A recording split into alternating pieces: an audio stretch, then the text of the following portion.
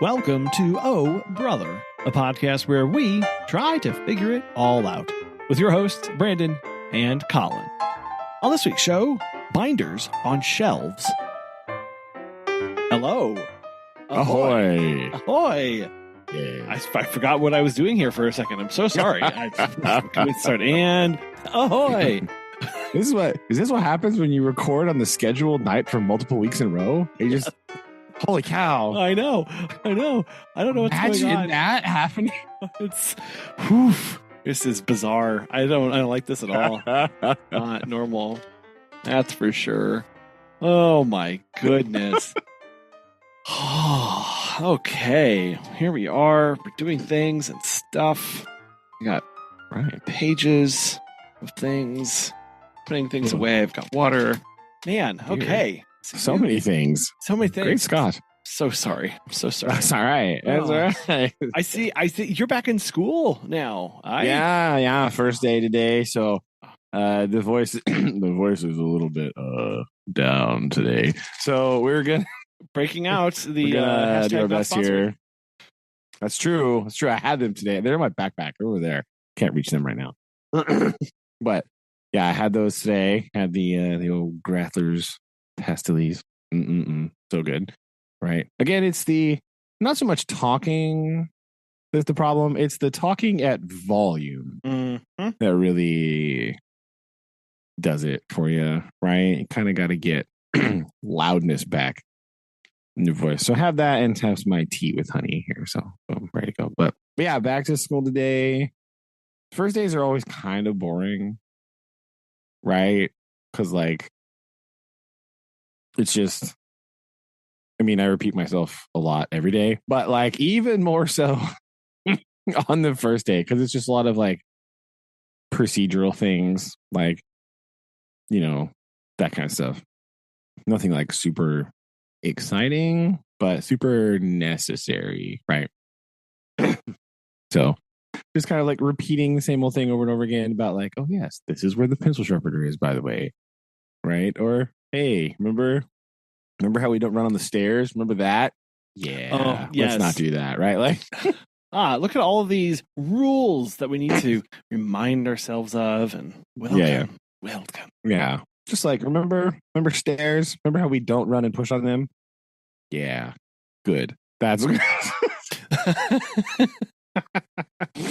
that's right. Yeah. Don't do that. So a lot of that, I'm just talking about normal stuff, right? It is weird. They changed my schedule again because I can't have 2 consecutive years in a row with the same schedule. That would be crazy, right? Yeah. Who would do that? That's lame.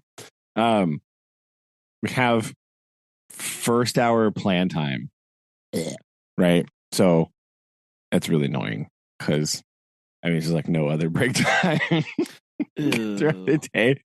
So it's that makes the first day of school quite stressful. Come in, get everybody in the room, navigate these dumb lockers and how they don't want to open sometimes, right? Get in new locker combinations and not remembering that it's right, left, and not left, right? Oops.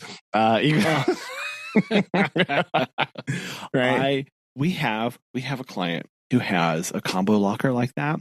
If you watch my blood pressure go whenever I'm at that visit, it skyrockets because I just have all these flashbacks to school, trying to frantically undo my lock on my locker and just failing miserably. Yeah. The real secret here is that sometimes the combination that you have is such that just going right, left, right doesn't work. You have to go all the way past the first number when you go left. Yeah. Right. And they didn't remember that part because it doesn't engage the tumbler if you do that. Right. So you have to, if you have some numbers that are real close together, you actually have to go around basically twice to the left. And then it's fine. But that's the part that is throwing some of us yeah a little bit, right? So we're gonna do that. But yeah, come in. We were like, oh gosh, we gotta get the locker. Come in. Take roll. Here's a lunch count. Okay, bye. Right. That was kind of no. Oh no. Yeah. These are your special classes. Don't run in the hall. Go. I'll tell you more about that later. But right now, go to art or wherever they went today. I don't even remember. Right. And I had to do even more because at open house the other day, they were having troubles with the locks then as well. So I was out in the hallway doing that too. So I forgot to ask my home base kids if they were in band or not. So that is really important for making the special schedule. I got to know if you're going to be in band, because if you're in band, you have one schedule. But if you're in the not band group, you're on a different schedule for where you go for your where you go for like your, what days you go to like art, because you go to band multiple times a week. Yeah. Right. But, so that puts you on a different schedule than the other kids that are going to one special class per day. Like music, they got to go to music. And because if you're in band, you don't go to music class, right? You're already getting your fine art thing. It's fine. Right. And that means you got to go to library on a different day and, you go all that stuff. So, I had to run around and do that this morning. But I just a little classic strat of, okay, here's all the people in band. Here's everyone else. 1, 2, 1, 2, 1, 2. Go, there you go. Nice. Yep. And organized. It's gotta work. It's fine. It's fine. Yeah. There's a lot of band kids, so it worked out okay. But so yeah, that was pretty much it. Just kind of feeling out, getting used to moving around. Here's your classes. Here they are. Doing stuff. Okay. So we'll see how it goes. Tomorrow we just dive in. I can't wait anymore. They're making fun of me because they're always like, no. Some of the other teachers are like, well, we're going to do like beginning of the school stuff and we got to get ready, blah, blah. I'm like, nah, we're just going. Right. Because also I figure since we're rotating classes, right, in English class, they do the like back to school thing. They do like a writing thing about like your summer and then getting to know you. And they do all that stuff in the English class. Right. So do they really need to do that again in my class? No. But worse, probably. No, they don't. Right? They don't need to do that again. They don't need to do first day activities of like getting to know you in English. And then they do the math lady does like a little thing, right? Do I really need to do anything with that too? No. That's not I'm very practical about these. They're teasing me, right? But I'm very practical about these things. I'm like, no, we're bare bones over here, stripped down. We don't have cutesy stuff over here, right? It's very bang go. Today we put binders on shelves. Ooh. Yeah. Ooh. There we go. I was like, here's a Sharpie, write your name on it. I'm not going to make you a label. Come on. Like, what is it? What is this? Letting them take ownership to write it. It's practicality. Yes. Right? I don't need to print and make. First of all, I can't make a label. Come on, you. And then print it off. And then you get Stewart. Nah. So it's fine. That's pretty much what we did.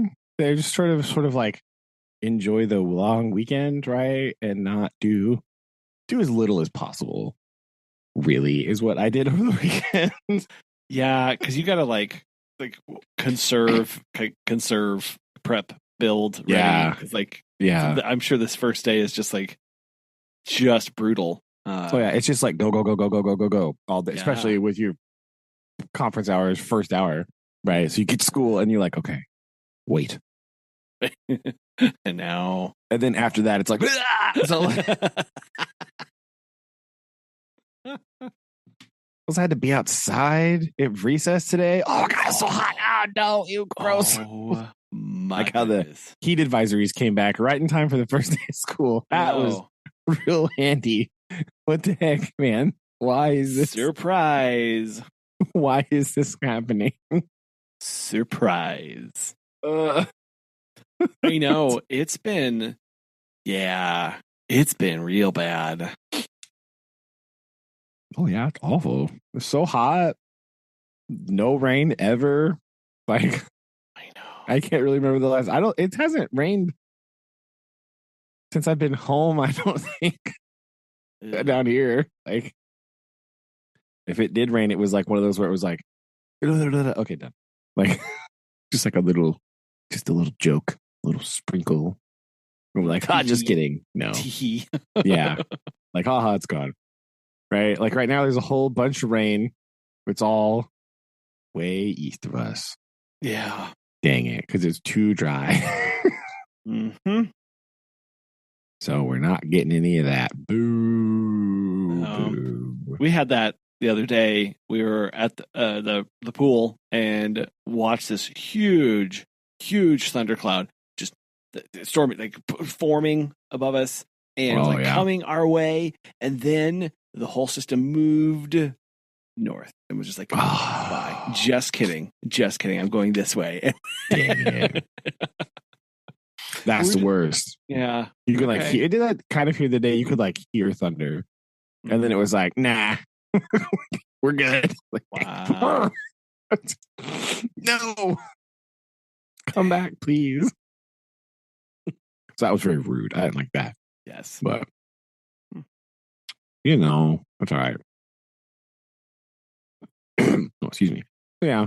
Nothing too exciting today. We'll see how the rest of the week goes, right? It's always like a learning curve, right? Because it's like you have to learn the children's, right? Kind of feel them out a little bit, figure out who they are, kind of, and what they're going to be doing. Well, and it's like who's going to be the one that's going to well, you'll nail the troublemakers and the questioners and the kind of start knowing what you're up against this year. Oh yeah. So that's just like a whole deal. So that'll be this week, really trying to figure out what on earth is happening here. So that's pretty much what I'm doing. How have you been? We went to the fair, and we had a very warm time. We arrived at 9:20 in the morning, and walking in, I was just going, ugh. Oh no, that's not. Oh no, that's not a good sign. Already hot at 9:20. And it was like air temperature wise, it was it's nice, but it was my skin felt the intensity of the sun. Yeah, I was like, oh no.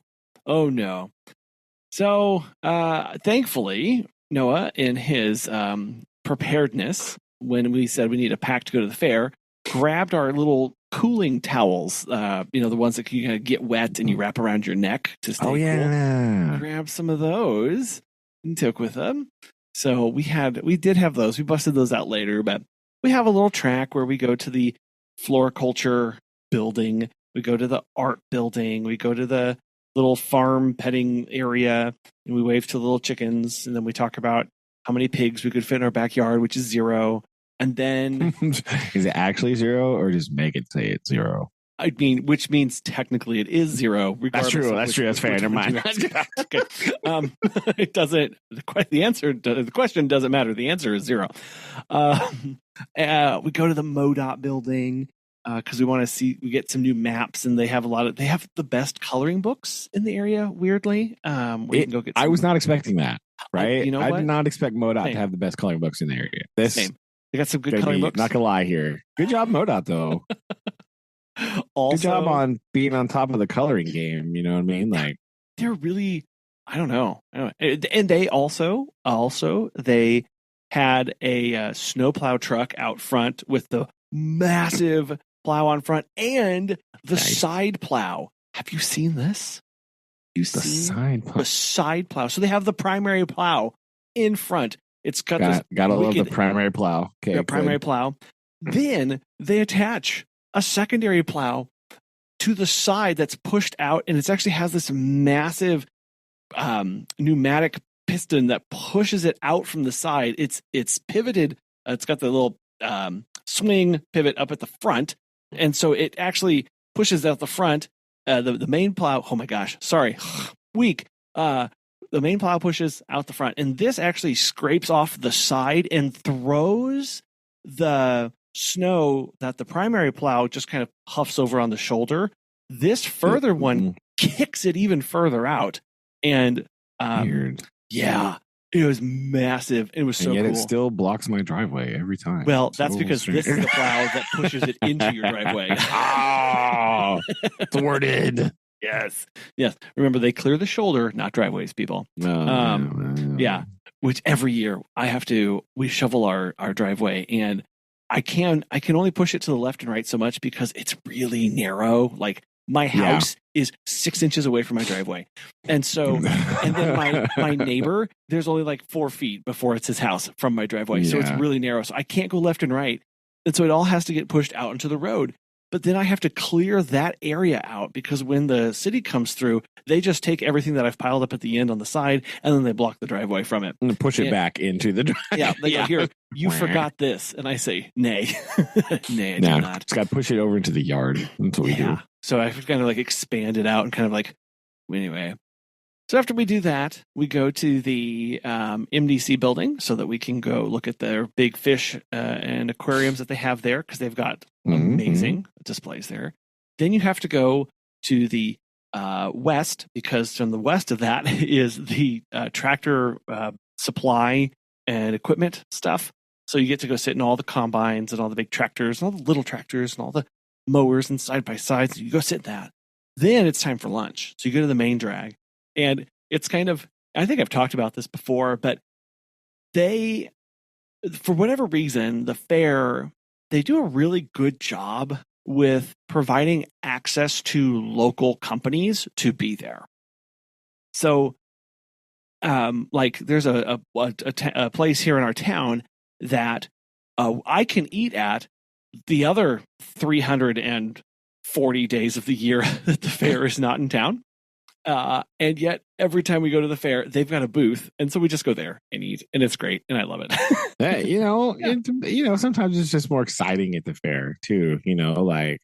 Well, and because the majority of the food stalls are the annoying ones that just go from fair to fair to fair that aren't different, right? Like, it's the fried pickle. Wow. Oh, it's whoa. And you can tell it's like, oh, this is just generic. But all the locals, I'm like, okay, I'm going to go say hi to you because I like you. Then after that, this year, there was a new attraction. There was a new thing. That all right, let's go. Swiveled our attention that we had to go check out because the world's largest duck made an appearance. Yes. Well, hey. Yes. Sponsored by the local Jeep dealer. And cool enough. Yeah, and so, of course. So right. We talked about this last year a little bit, right? These Jeep people and their ducks. What the heck, man? Yes. So yes. So, and it's interesting because we started on the south side of the fair and we could see the head of the duck just like looming off in the distance. That's not weird at all. It was so great. I love it because it's just like you'd like peek around a building and there would just be this bright orange beak just like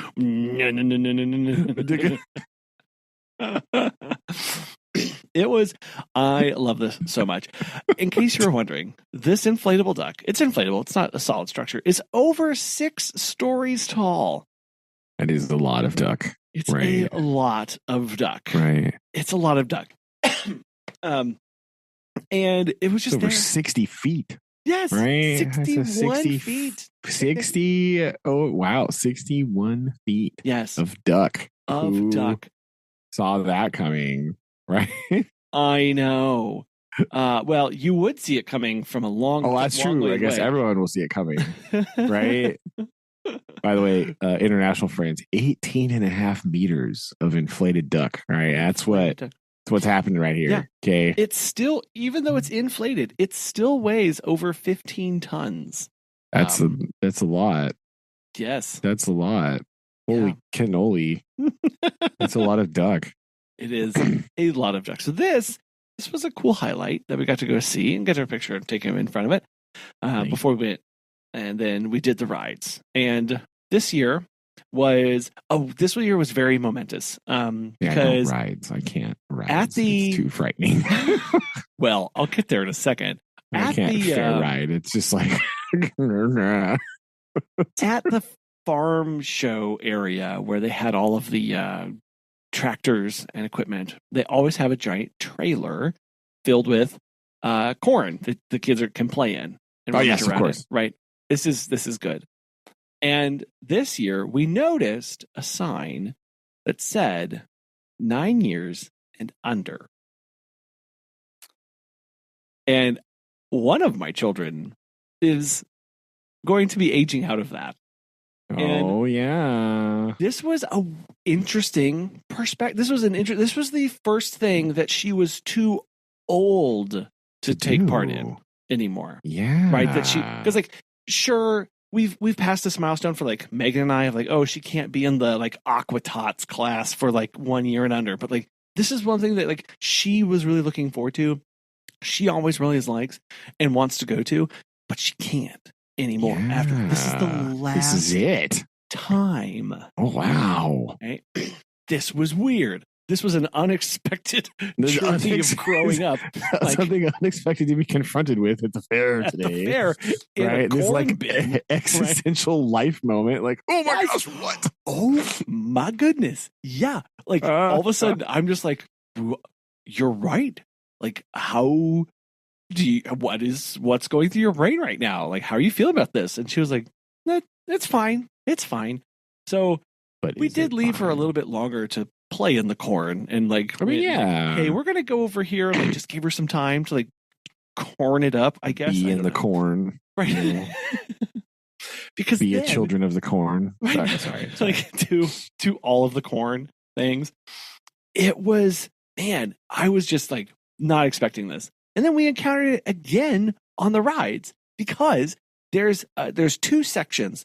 Oh, and this, they did us dirty this year. The main fairway used to be, to gain access into the fairway, you had to buy tickets right at the front, and then you could go into the main fairway and go to the rides. Now, they have placed the ticket booths in the middle by the Ferris wheel. So you have to walk past all of the rides, like in the beginning. There's 2 sets of rides. But the fairway isn't divided into 2 sections. The front half and the back half. The front half are like younger kid rides. Back half, older, larger adult stuff. And then in the middle is the Ferris wheel.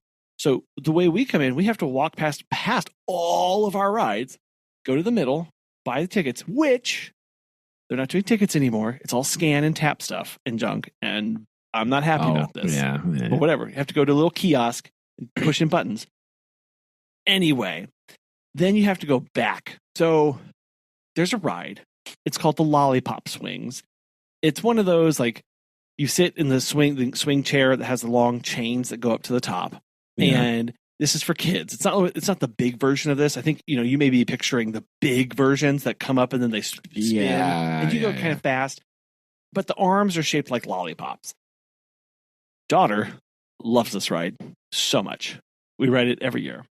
And this year was the first time I noticed that on the little board that you stand next to determine if you are tall enough, there is a line. So it goes red, and then you hit green for if you're tall. And then there's this green zone, and the green zone ends, and then there's another red zone where you can be too big for this ride. Oh. And do you want to know whose head hit the top line and was bumping up into... Oh, no. Yeah. Oh, no. And so, first the corn bin, and now the lollipop swings of like, this is your last year doing this too. Like, oh no. Oh, wowzer. No. I'm not ready for this. double whammy. Holy cow. at the fair. Yeah. Completely unexpected. This was supposed to be happy fun time. Not like mourning the loss of childhood time. This is exactly, man. That was exactly like, wow, leaving parts of our childhood on the fairgrounds, like, is what we're doing right now. It's just like little bits of trails, like just like the corn dog wrapper. Like, yeah, that we can never go back and pick up. It's just going to get blown away. Like, it just got poof, gone. Yeah. So after that, like, like sands through the hourglass. Right? Sorry. Serious moment. I forgot. So we recovered from that quickly, and then we went and rode the roller coaster thing at the back. And yeah. That was the first time they had ridden that because they were both finally tall enough to ride that. One door closes, a new one opens. Exactly. Right. So we've got that. They rode that. I was at one end, and as they were coming in, Noah screamed at me, "I'm never doing this again." He gets off the ride. They come out. They're telling to us. As they're retelling the story, they both start to get more and more excited. And then I go, okay, well, let's go to the next one. And there's a pause. And he says, well, can we write it one more time? Actually, I thought about it, and right. I had some time to compose my thoughts after the trauma, and I realized, it wasn't so bad, really. I think we can probably do it again. Reflecting on the totality of my feelings. Exactly. You got to sit with them for a minute. You got to marinate in those feelings a little bit and decide what's up. If you look. It was so funny. Can we write again? Yeah, actually, I think I can do it. Go get mine. That's hilarious. That's so funny. So they wrote it again, and then we went to the next one, and this was the one that he chose. It's this, and I think I sent you photos of this. It's you walk in, and it's this big round circle, and you just kind of like put your back up against this slat and kind of wedge yourself in this little space. Oh yeah. The spinning wheel of doom. And then it lifts up and like tilts and goes almost vertical, where like you are, so that when you're flying up, like when I'm up furthest, I'm at my furthest point from the ground, I'm looking down at the ground. Yeah. And then you swing around and you're on your back looking up at the sky. And this had been going on while we had been walking around, and Noah kept looking at it like, it's the centrifugal force machine, right? Yes. Well, they call it, they call it anti-gravity. I'm like, well, yeah, but we know that's not true. It's the centrifugal force machine. It's the flings you to the fighter pilots to clench your legs. Yeah, it's your Top Gun training. Yes, that's what this was. And I'm like, well, I kind of got to just go with him on this. I can't. This isn't a go by yourself. I can't leave him on the crazy. I can't leave him alone for this. So we walk in, and he just finds a spot, flips up, puts this little tiny cloth belt across the front of you, and I'm like, well, that's fun. That's cool. So when this stops midair, I'll fly through that because it's not going to hold my weight, and I'll just go plummeting to the earth. Cool. This is great. And 4 people get on the ride with us, and then it starts spinning, and immediately I'm like, this is dumb. All that root beer I just drank really protests right now to this. I should not be on this. This is dumb. This is really, it starts to spin, and it's going real fast. It's really chugging along. And I look over, and he has his eyes closed, and he's letting his head loll back and forth. I can't tell if he's cocked, if he's he's enjoying himself, or if he's just passed out. He just pass out. And so I'm like, "Hey, bud!" I'm yelling because it's so whack loud, him, right? Yeah, but you can't I can't lift my arms to touch him or anything. True. I can barely lift my head up to look over to the right, but as I'm looking to the right, I'm getting nauseous because that's not the direction I'm spinning, right? Oh, yeah. So I have to really watch myself with this. I'm yelling, and he's like, I'm great. I just can't control my head. And it's just. And then when it starts to raise up and it tilts you, it got really hard to breathe. Like whenever you're going down towards the ground, that's because you're going even faster, right? Yes. And so at that point, I'm trying to tell him like big breaths, buddy, like big breaths. Yeah. And then I keep don't forget to exhale, right? Yeah, exhale. And at this point, I start realizing that like my heart hurts. Like it hurts in my chest. And that's what I'm really going like, this is so dumb. Like I should not be on this thing. And yeah. And of course I like reach up and I kind of grab my chest like, this is not comfortable. And then I notice like two other people are kind of doing the same thing where they're like holding their chest and their heart. And I'm like, okay, hey, I'm not the only one is not medically cleared to be like, yeah, cool. I'm not just old. Rad. Okay. Right, awesome. Yeah, cool. You guys look younger and could run faster than me. Okay, I'll take it. Cool. We come back down and he's like, like jacked, ready to go. Yeah. And you're like, I need to sit a minute. I need to chug water. And I put my hands up over my head and like, yeah, like looking around, being like, that is not for me. And we're chugging water this whole time because it is so hot. We're now out on the asphalt and there's no shade. Oh yeah, no shade. And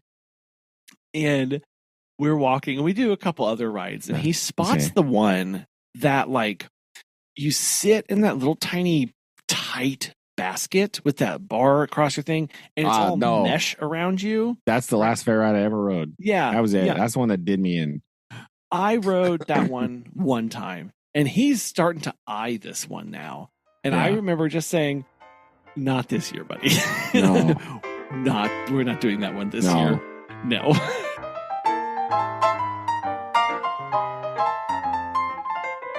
That's the one I rode and the bar came undone. Right? And it goes up and around and the little cage like tumbles all the way over. Yeah. So the bar came off and I like flung forward and hit my face on the cage. Right? And then I just I had to like brace my arms on the front. Right? I like, I basically like wedged myself and like pushed my feet all out and onto that, which is kind of not great because that's the door also. So that's good. Right. But I was like pushing against the side so that I wouldn't come out of the thing. And like, I was so dizzy, right? Possibly mildly concussed. I don't really know. I was very not good after that. And that's the last time I rode a ride at the fair. And that was in high school. So like, yeah, this is like sophomore year, maybe like not even, maybe not that, maybe junior year, but like, no, that was it. This is the last time I rode a ride at the fair. I'm out. I mean, in any other time period, this would have been viewed as a torture device of, hey, let's just stick some people in here and turn it on and see how they do. Well, do you remember in ye olden days what your ride used to add to the fun? You remember your centripetal force ride? No. You don't? No. Right? That ride at the fair, the old version, right? You would start spinning, it would raise you up in the air, and then the floor would drop away. Oh, right. Right, there was no floor.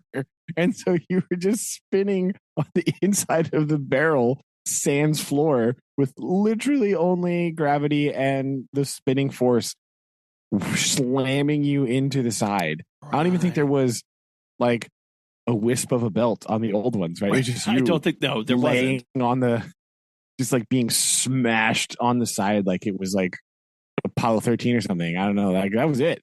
And then the floor would just cantilever out, and then you're done. You're just like, no floor. Like, is this ride working good enough for the floor to come back? Right? We don't really know the answer to that question. Oh, that was the other thing. While I'm standing there, the floor is like a grate, and it does end in towards the center. So you're on this little I don't know, like walkway a catwalk kind of thing. Yeah. I'm standing there, just leaning against this thing, and I'm looking down, and I can see the ground, and this thing is standing on wood blocks. Oh yeah, that are lightly tapped in there. Yeah, a couple cinder blocks, some 2x4s to wedge it up so it's even-ish, right? It's making the most horrendous gear noises you ever heard in your life. There's lots of clanking and metal on metal sounds, right? Oh yeah. The other one that I rode one time that I was not a fan of, it was it was the one that looked like a claw, kind of. It might have actually been called the claw. Yes. And it just had the fingers, and you it had the tiniest seat, and then the roller coaster shoulder harness that came down and buckled, and then it just would spin and just go up and just wiggle all around. And I didn't. Yeah, no, no thanks. Yeah. They do not have one there, but I think I saw a picture of one. Yeah, I don't think they make those anymore because they are. No, that's not what I'm talking about. Oh, I think similar to that one, but it was crazy. Because this one, I've seen this where you sit in these little chairs in a roller coaster, and they're on the edge of that claw, and the claw itself spins around as it swings back and forth. It was kind of like that, but I don't think it swung quite like that. I think it just came up. Right. I don't think it swung quite so bad. But yeah, those are not fun and exciting. Right. I didn't like that. So yeah, we don't fair ride. Too old for fair riding. Too boring for me. Yeah. Right. So we did that. We did many things. We did many things. And then we have to go. So you have to go. So when you're done with the rides, okay, then you have to go get your face painted. We don't do face painting before rides because it's so hot and it's so That's awful. Fair. Meanwhile, all this is going on. They're doing other rides. Here's the cheat code at the Missouri State Fair. There's the midway, as they call it. I call it the fairway, but it's the midway where all the rides and stuff is. Just outside of that, up a little bit more up the midway towards where more of the food trucks are, there's the family center. In the family center, it's air conditioned, and they have drinking fountains with chilled water in them. And so, what you do, double whammy, pack your own water bottles, people. Wear a backpack. It's fine. Obviously. Cool people wear backpacks. Cooler people bring water bottles. Except for the backpacks also make your back hotter, which is a problem. Yes, but, it's fine. It's fine. We'll deal with it. So my job when we go to the fair is to be the water shuttle of we chug water. I go find more water, and I bring it back to the home, back to the people, and then they drink more water. It's very Bedouin of you. I know. That's what I'm doing. I'm going out fetching water, bringing it back. Fetch water, bring back. We're going past this. I go refill our waters. We're wetting our whistles. Whistles. So bad. And our cooling towels is what I meant to say. Oh, that's. And then we go get our face painted. That's where we're standing at the face painter, and the face painter says, "Man, thanks for coming out today. It's 99 in the shade." And I went, "Oh, yeah." I knew it was hot, but you didn't have to put a number on it, right? Why? And so we got our face painted, and then the one last place that you have to go is the DNR building. Do you know why we go to the DNR building? Well, it's not the coloring books because MoDOT's got that unlocked. So I don't know why we go to the DNR building. The DNR building is also air conditioned, so it's a great holdover to rest and recover because the distance from the other air conditioned building to this building is immense and is also very hot. So you have to do that. But also, they give away, and this is really dumb, they give away aluminum cups. Nice. Aluminum cups for free. Aluminum cups that are mined and processed here in Missouri. And so, that's kind of cool. Kind of cool. And so it's an infinitely recyclable material. It's also free. And so we go up and we stock up for the year, because here's the other thing. Yeah. You're like, oh, it's aluminum. What could possibly wear out? Why would you need to get so many cups for the year? Well, here's the thing. Is it thin-walled aluminum, like very narrow gauge? Kind of thin. It could be like it's pretty sturdy, but it does get bent and creased and stuff. And what do we know that happens to metal once it gets bent and creased a couple times? It's staying that way, and it's cracking in half. And if it does crack open, now you don't have a cup, you have a razor blade, a colander. And so along all of our old cups, along the lip edge where it has been creased or like crumped, like being shoved in a car door pocket, somebody gripped it too tight.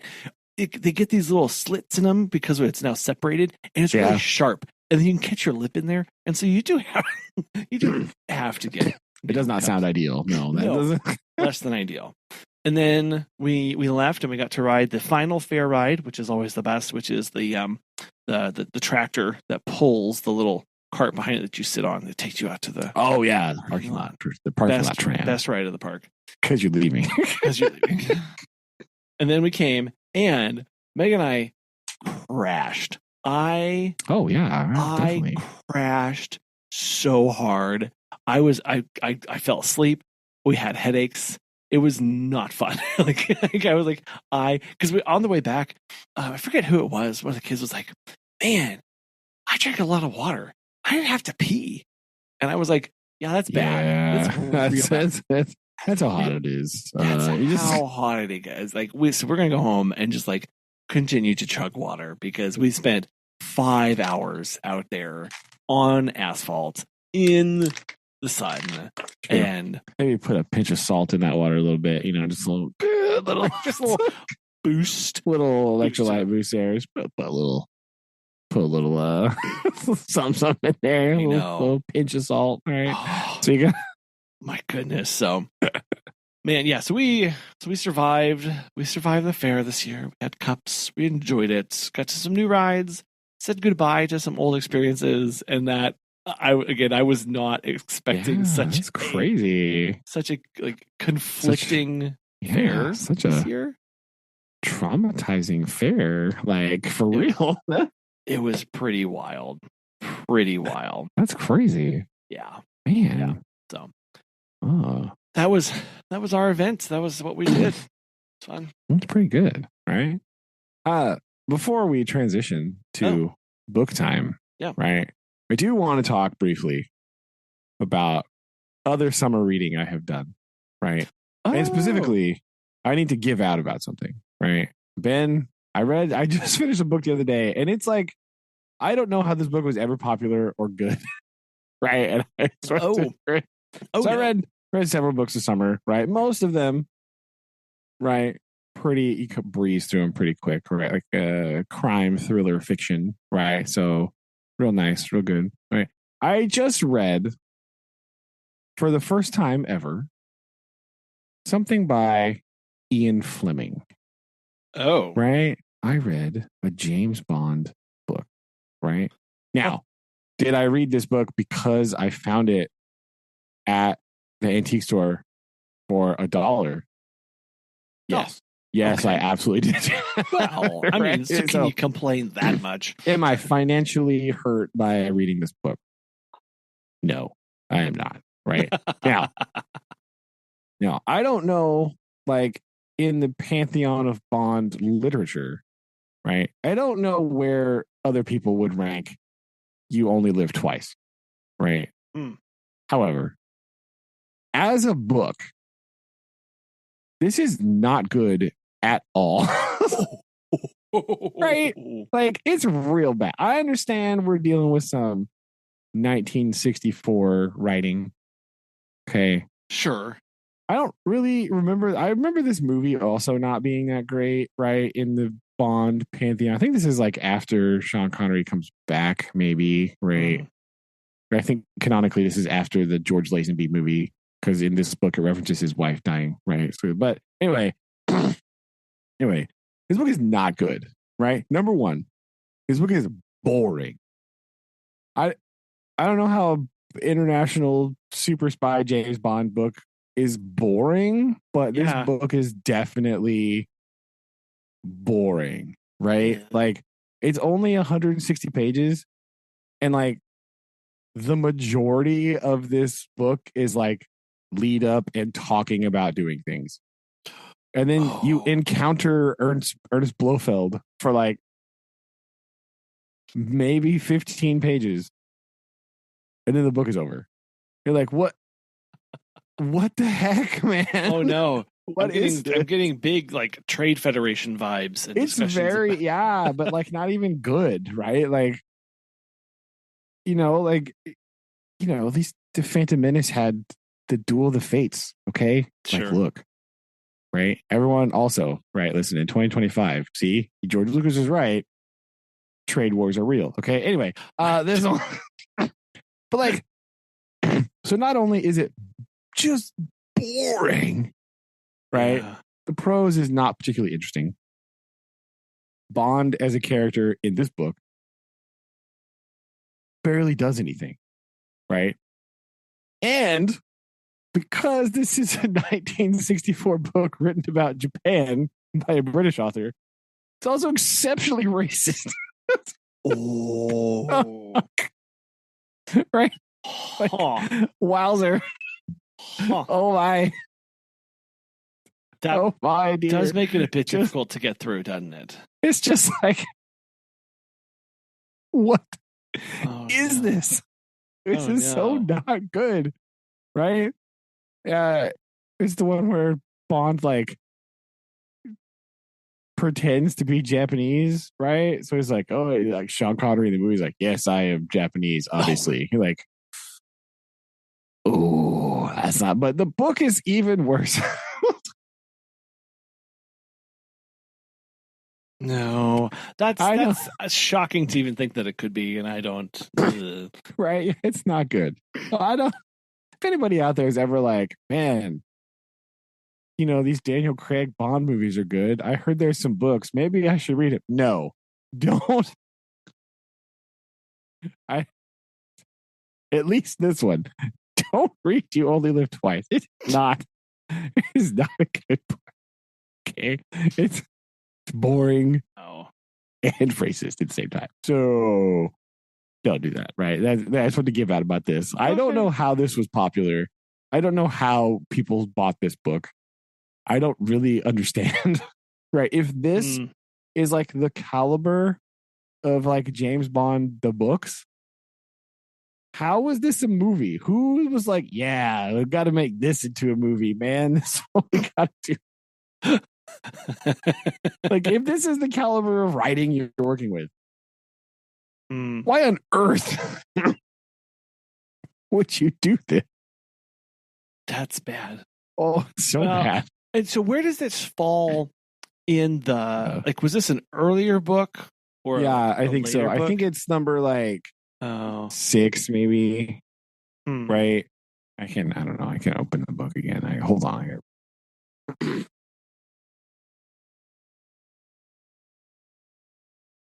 Okay. So like there's a thing here somewhere. According to the Omaha World Herald, it's a corker. The action is satisfyingly bloodthirsty, just teetering on the far edge of plausibility. No, that is not true. Buffalo Evening News, a lark of a thriller. What? Right? Albuquerque Tribune. If you think 007 has been in tight places before, wait until you tackle this tour of Japan. Yeah, all those like spas he's just laying in. Oh my, wow, it's so amazing. So it is interesting to think about that coming up in the context of the hype of everything, right? Yeah. Like, oh, that's yeah. Me thinks that maybe some people were paid off to hype. Yeah, I feel like that's true, right? So I don't know. Inside the cover here, there are lists 1, 2, 3, 4, 5, 6, 7, 8, 11 other books, but I don't know exactly where this one falls in the list here, right? Because this appears to be a bit of a later edition, right? It's just like some janky Signet paperback, like I said, they got for $1. But yeah, it is not how did this top the New York bestseller list for 5 months? What on earth is happening here? Probably don't want to know. I don't know. It's not. Yeah, this came out right before The Man with the Golden Gun, maybe. I don't know. So I don't know. I don't know if these follow the same order as the movies or not. I don't really know how this works, right? But they don't, because the first Bond movie was Dr. No, but that's third on the list here. So I don't know. I don't know exactly how this works, but I know this book. I don't remember the movie, but if it's the book, it's also not good. Right. Well, did you read a book that you did like this summer that you want to recommend? Or yeah, I did read. Well, I read a lot. Not a lot. I think I read like 7 maybe. But like I did read If on a Winter's Night a Traveler by Italo Carvino or whatever. Okay. Oh my gosh. Okay. So I do like books that are like weird, right? Sure. So If on a Winter's Night a Traveler is like, it's like a meta narrative, right? So it's like not a book. It's like a book, right? So a lot of the novel is written in second person, right? To you, the reader. Right? Oh. So there's you, the reader, and there's also the character, the reader. Are they the same? Are they different? I don't know. There's also the character of the other reader, which is this girl, right?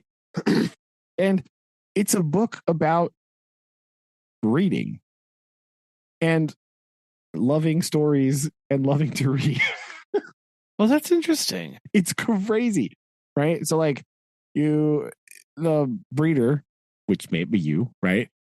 Gets a book and it like the first chapter is in the book, but then there's nothing else in there. There's been a misprint at the publishing house, right? And so you go to the bookstore and you try to exchange it and they give you a different book, but you look at that book and you're like, well, that's not the book that I was reading. This is a different book, right? Because they explain like, oh, it's wrong. They like, this isn't If on a Winter's Night a Traveler. This is another book, right? And then the character's like, well, I still want to read the first one, but I also want to read this other one because I started reading it. So they give you a copy of that book, but it's not the same book that you thought it was inside the thing. So basically, this book is like 10 chapters of like the first chapter of like 10 different books. Right? Whoa. Interspaced with, in between those chapters, there are these sections of second person narration of you, the reader, your response to this, what you think about this, what you're going to do to track down the next sage part of the book, and like how to do all. It's crazy, but it's so good. Very weird. It's weird, right? Like it's real weird, but also it's really good, right? That sounds like it. It is really good. There's one of the first chapters in there somewhere, kind of towards the end. You're like, what in the world is happening?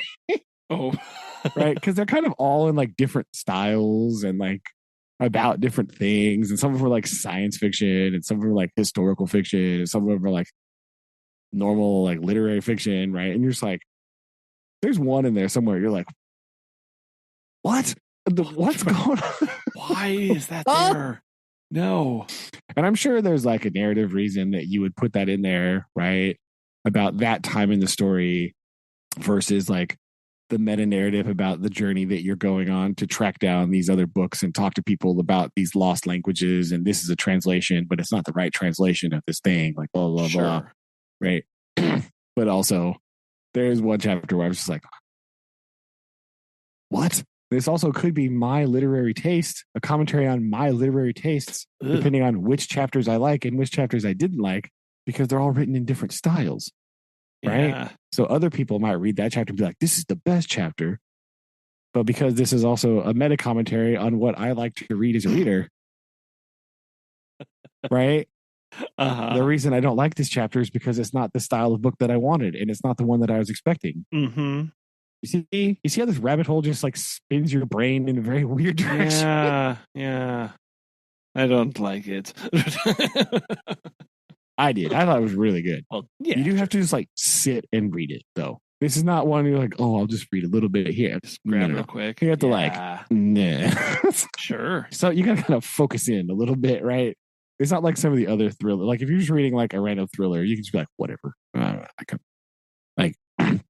No. You kind of got to buckle down a little bit. And this is the thing I was working on this summer that I can't like in my reading journey. The problem that I have currently is like if I get to a part like that in a book where I like I'm not enjoying it, right? I will like just start reading faster. Oh, yes. Right? Yeah. Because I'm like, I need to get through this. But then you kind of miss the point, and then you'll be like, wait a minute. What? So I have to do a better job at like reading slower. Right? Because I also do this thing where I like reward myself, right? I'll be like, oh, because like right now I have many books that are like halfway done, right? And so I'll be like, oh, I'll finish this. If I can finish this book, then I'll be ready to read this other book that I want to read. Because I don't want to like, I have this thing about like never finishing a book. I put it off for a while, but I need to finish it eventually. So like, I'll be like, oh, if I read this, then I can read this other thing. But then that makes me not, pay attention and read well on that one. So like, yeah, it's a thing. Like, sure. Yeah. Well, yeah. I will add the book that we we finished as a family this year. Then we'll move on to our current book. We did finish The Return of the King. Oh, nice. Let's go. Yeah. There was a lot. We had some really good discussion. Oh, it is a lot. That's true. Like it was some really good stuff, and they were pulling together things at the very end, and I was like, yeah, good job. Yeah. You got this. Oh man. Nice. So, and it also made me sad, spoiler alert, that the movies don't go into the scourge of the Shire. It reminded me of like, oh yeah, that's missing. I mean, that's true, but let's be fair. The Return of the King was already long enough. Oh, it's so long. The movie already has like 5 endings. So yes, like we didn't really need any more. I can understand for brevity's sake that where we left it is fine. It was necessary. It's fine. Yes. Yeah, because really all that happens is it just draws it out and they do the thing and then they win and then they fix the Shire. So Peter Jackson just went straight to the Shire's fine, the end. Right. We just like overall in the narrative, that kind of extraneous. Yeah. In a little bit. Right. In the movie story. Right. Not in the, you know what I mean? Like, so it wouldn't have really. It would just not change the overall ending. It just made the ending longer. And it was already too long. So. Yeah. I mean, it was totally fine.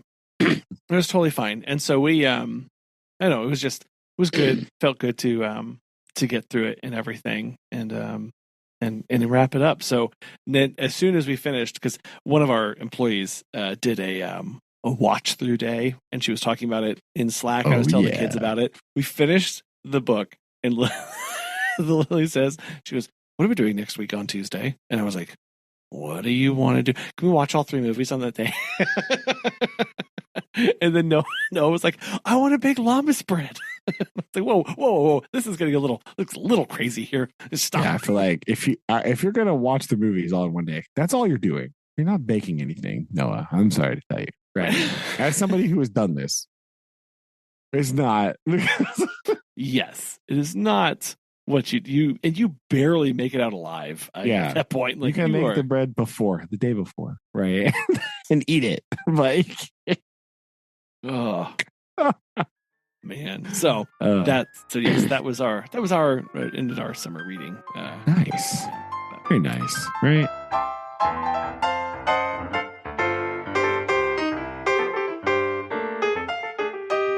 All right. Well, your final sea shanty of the week. I know, right? I know. We're gonna, put a bow on it. This is a sea shanty called Homeward Bound.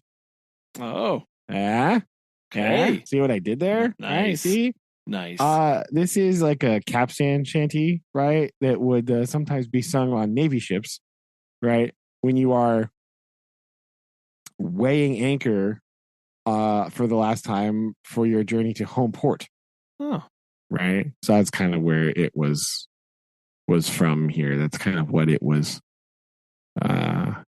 used for. So it's pretty catchy, right? Nice, right? Boom. Goodbye, fare thee well. Goodbye, fare thee well. Boom. Okay. Hurrah, me boys. We're homeward bound. Boom. So there you go. That is the sea shanty of the week. Homeward bound. Much like Jim. Right? Like our boy who's here. Oh boy. Oh yeah. What is going on with this? Oh my. Yes. I will say I went back too far when I started to read, and so I started to read chapter 1 from this whole thing, and I was like, did I miss something? Some context here? That is way too far. And I was like, well, I'm at chapter, mine has it broken up, each section. Oh, into sections, right. Chapters. So I had gone back. So like, technically, like we're going to start here on chapter 4, the treasure hunt, Flint's Pointer. Were you on the enemy camp? Is that it was on the enemy camp. And I was like, wait a minute. What? How did we get back here? And I was like flipping around. I was like, oh. Anyway, let me go to the right place. Yeah, so the treasure hunt Flint's Pointer, right? We start out and they are they're going off to look for this treasure, right? They have the pirates, right? They have the map, and they're gonna go off there. And so they're in a long journey, right? Silver has tied Jim to him, right? I don't know if that's quite what they meant when the doctor said keep him with you, but he's not taking any chances. Right, he's not not taking any chances here. So they're pretty so far, right? The pirates are in quite high spirits, right? Because this is what we came here for, right? Although there's only 6 of them left, right? They're in pretty high spirits. So they're going all off to look for this stuff, right? Does anything else happen really before they find the titular compass here, right? Like, no, they're just kind of walking along, looking for something. Is this when they're looking for? Yeah, they're looking for the marks, right? The marks. We have some very interesting directions left to us by old Flint, right? All it says is tall tree, spyglass shoulder, bearing a point of northeast, skeleton island, east, southeast, and by east. 10 feet. Yeah. What? So, okay. Now, I will say, I thought, maybe foolishly, I really thought that this is going to be harder for them to find, just like spoiler alert, like looking ahead here, but right, like they've got this because we'll get back to that idea in a minute, but like they just like are walking, they basically walk right to it, right? After all this they walk right to it, right? And they're just walking. Now we do of course find a marker here on the ground, but they walk straight to that, right? They just walk straight to it, and they're like, "Whoa, that's weird." Anyway, let's follow it. That's what was so bizarre. Like I was just like, man, I can't make heads or tails of this. And immediately Silver's like, I could do this in my sleep. I know right where this is. I'm like, Yeah. how? That's because he has plot on his side, Colin. I don't know if you know. Yes. He's got some plot, buddy.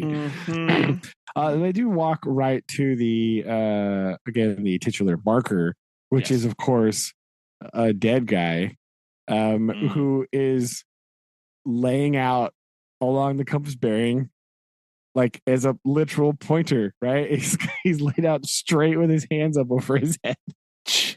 Right? That's the arrow, right? Yeah. Oh. Turns out.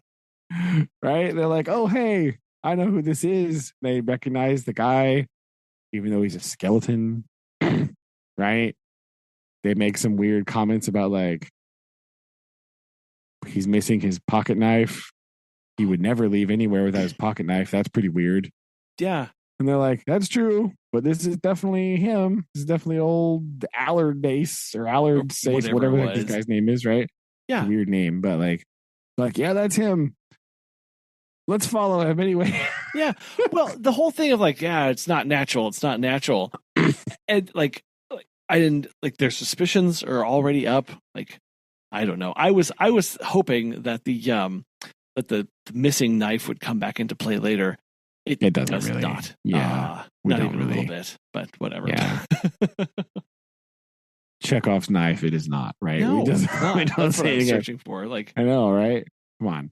Okay. Yeah, so we get some more talk about Silver and Flint, right? About how, maybe, he's dead and gone below, but, he sure did die bad, old did Flint, and talked about how he died and how he's, a villainous and maybe he's a spirit.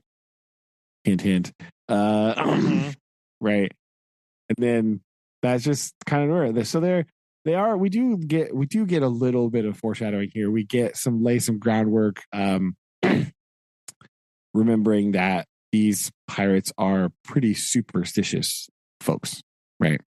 So we have some of that laid down here with our talk of the dead captain and the talk of this guy here, where the last line is, the terror of the dead buccaneer had fallen on their spirits.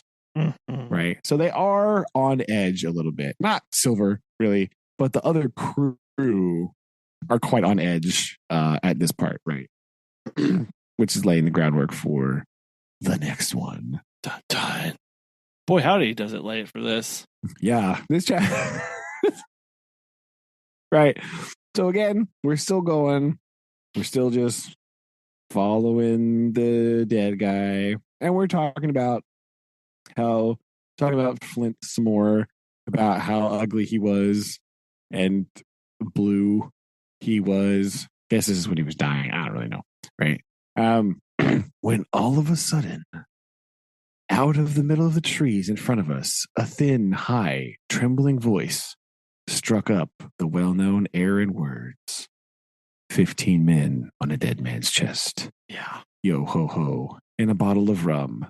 Right? I had never seen men more dreadfully affected than the pirates. The color went from their six faces like enchantment. Some leapt to their feet, some clawed hold of others. Morgan groveled to the ground. Right? It's Flint! Right? Yep. Mary cried. Yeah, so we have the spirit of Captain Flint guarding the treasure. Dun, dun, dun. Mm-hmm. Nice. There's some more of this, right? Some more of these like moaning, like exclamations from the wood, right? Fetch aft the rum, Darby. Right? Oh, yeah. Right? Because they're like, those were his last words before he died. Right. And it's like, wait, what? Like, really? And me, like, through this, Silver is trying to keep everybody together. Like, his courage is there. He's like, but it's someone skylarking, someone that's flesh and blood, and you may lay to that. And he's trying to keep people like, this isn't real. Yeah. This isn't real. This isn't real this whole time. Not everybody's really buying it at this point. Yeah, especially not old Dick, right? He's got his Bible right out there, right? Mm-hmm. Right away. Yeah. But like weirdly, like all of us, like Silver was slightly shook at first, right? But then, like all of a sudden, he goes, "Spirit, well, maybe, but there's one thing not clear to me. There was an echo. Now, no man ever seen a spirit with a shadow. Well, then, what's he doing with an echo to him? I should like to know. That ain't natural, surely."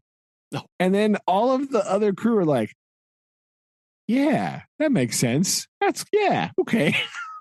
Yeah, and what is like it? A ghost wouldn't make an echo, and they're like, "Oh yeah, totally."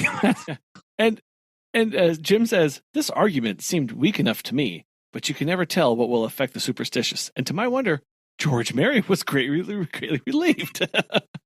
Yes. Even Jim sitting there like, well, surely that's not going to make anybody feel better. And immediately George is like, absolutely. It's like, man, I feel great now. Like, what? Okay, whatever.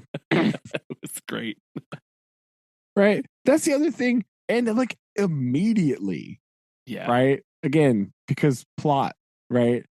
Like Silver's like, this part also, I was like, what? How? No. Right? He's like, come to think of it, it were like Flint's voice, grant you, but not just so clear away like it, after all. It was like somebody else's voice now. It was like, by the powers, Ben Gunn. Ben Gunn. What? I remember some dude's voice from like a million years ago. You haven't even seen it forever. You're like, oh yeah, that's obviously Ben Gunn, guys. Clearly. You're like, there's like, no. and then a bit of a little shot at Ben here. He's like, nobody minds Ben Gunn, cried Mary. Dead or alive. Nobody minds him. They're like, oh yeah, that guy sucks. Right. And I was like, now wait a minute. If you don't mind him, how did you remember his voice? Like if he wasn't that memorable, that's special also a guy, true, right? If he's so forgettable, thing to say, I can't tell you what, like that was so weird. But again, I guess I'm not a seafaring person, so I don't know. So anyway, they continue on their way here. And going over hill and over dale and blah blah blah. And basically they get to the tall trees. Yeah, right.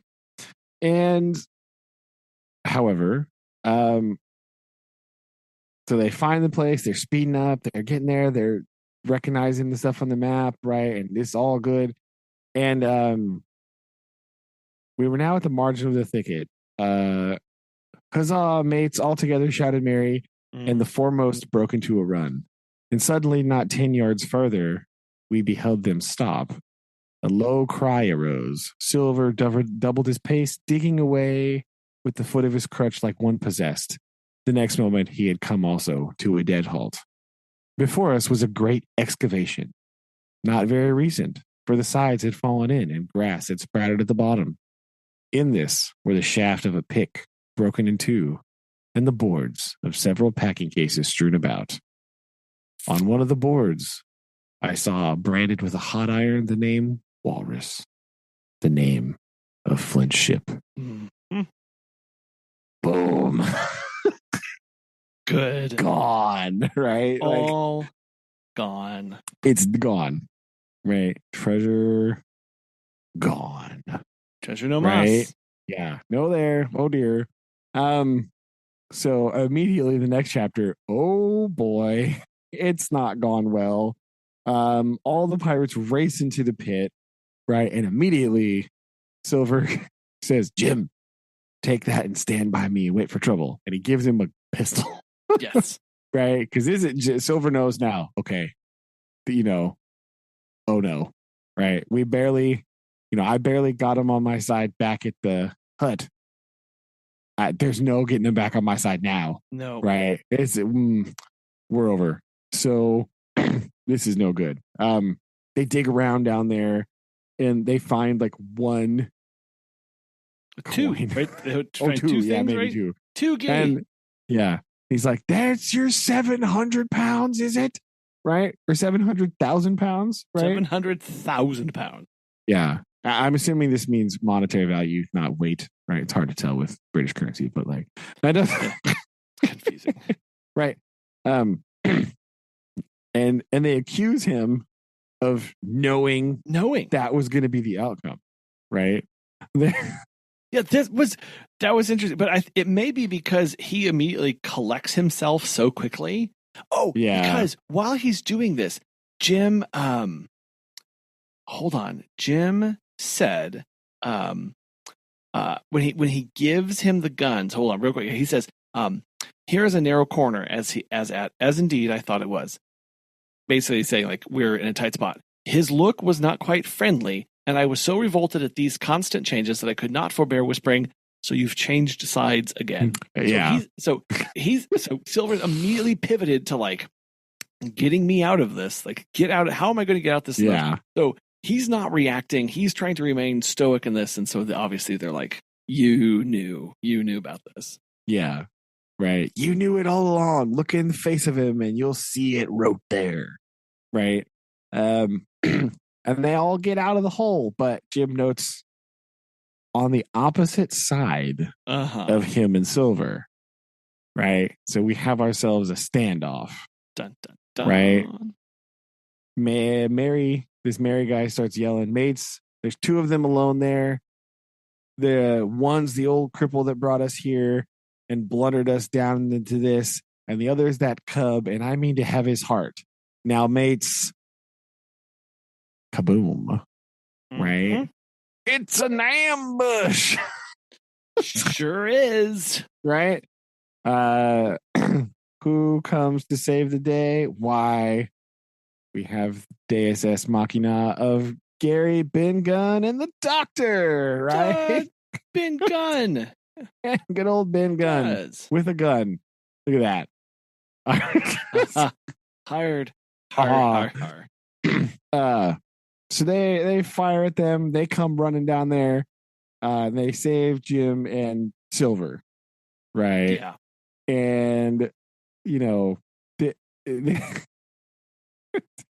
right. And so we get Silver groveling and once again switching sides. Right. Immediately. Coat is turned so many different ways that we don't know. No. Right. So they kind of all get teamed up and they start going back to thing. They decide to accept Silver's tacit surrender here because he did what he said he was going to do, and boom, right there. So we get some backstory here, right? Jim learns rather that the way this has come about is we've learned that the Doctor learned from Ben that during Ben's stay, while he was just wandering around, he found the treasure, right? Yes. Which again leads me to believe this is not really hidden particularly well. No, like if Ben could just find it randomly, what? So he found it and he dug it up and he carried all of it eventually to his little cave, right?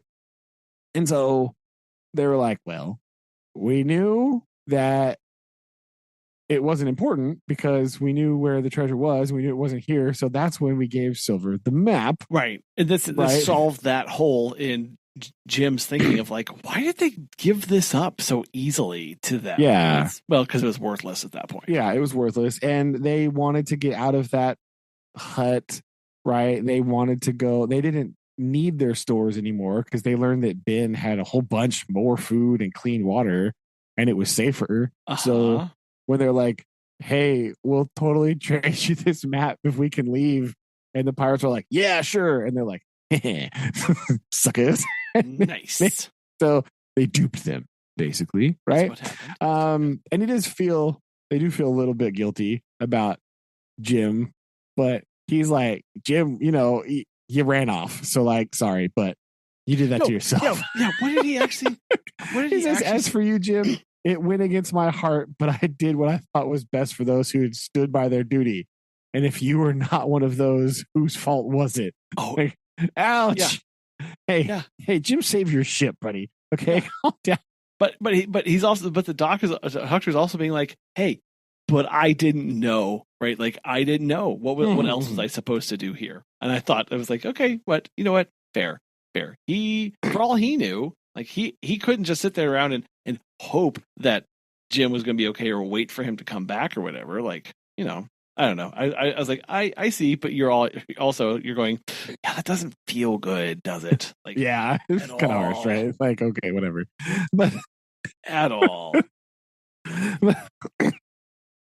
But also after this, right, is a great part because we have Silver, you know, being turncoaty again, right? Changing sides again, trying to butter them all up, be like, see, I'm not so bad, right? Blah, blah. And he says to the doctor, he's like, it were fortunate for me that I had Hawkins here. You would have let old John be cut to bits and never given it a thought, doctor. Oh, not a thought, replied Doctor cheerily. What I love about the rest, part. He's like, nope, sure wouldn't have. The rest of this chapter, it is constant. And the next one. Yeah. Jabs and jibes at Silver's expense. It is fantastic. Like, there's all these little snide comments of like, yeah, no, I don't believe you. Like, they're just, they don't care at this point. And I loved every second of it. I was like, oh, this is awesome. Yeah. When they get back to, you know, fast forward here, like, oh, and we rowed the boat 9 miles to the thing. Yeah. So they get back and they see the squire outside of Ben's cave standing guard, right? Mm-hmm. And he sees Silver and he says, John Silver, because like Silver waves at him and he's like, John Silver, you're a prodigious villain and an imposter, a monstrous imposter, sir. I am told that I am not to prosecute you. Well, then I will not. But the dead men, sir, hang about your neck like millstones. Right? Yep. And then he says, Silver says, I thank you kindly, sir. He's like, I dare you to thank me, cried the squire. It is a gross dereliction of my duty. Stand back. Yep. I was Dang.